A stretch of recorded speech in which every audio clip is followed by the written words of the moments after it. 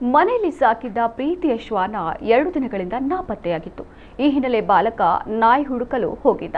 ಆದರೆ ರೈಲು ಡಿಕ್ಕಿಯಾಗಿ ಬಾಲಕ ಪ್ರಾಣ ಕಳೆದುಕೊಂಡಿದ್ದಾನೆ.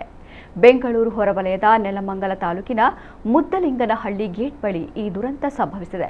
16 ವರ್ಷದ ಯೋಗೇಂದ್ರ ಮೃತ ಬಾಲಕ.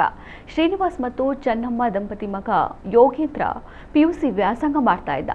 2 ದಿನಗಳ ಹಿಂದೆ ಸಾಕು ನಾಯಿ ಕಾಣೆಯಾಗಿತ್ತು. ನಾಯಿ ಕಾಣೆಯಾದ ಹಿನ್ನೆಲೆ ನೊಂದಿದ್ದ ಯೋಗೇಂದ್ರ ತಂದೆ ತಾಯಿಗೆ ತಿಳಿಸದೆ ಶ್ವಾನವನ್ನ ಹುಡುಕಲು ಹೋಗಿದ್ದಾನೆ. ಈ ವೇಳೆ ರೈಲು ಡಿಕ್ಕಿಯಾಗಿ ಕೊನೆಯುಸಿರೆಳೆದಿದ್ದಾನೆ.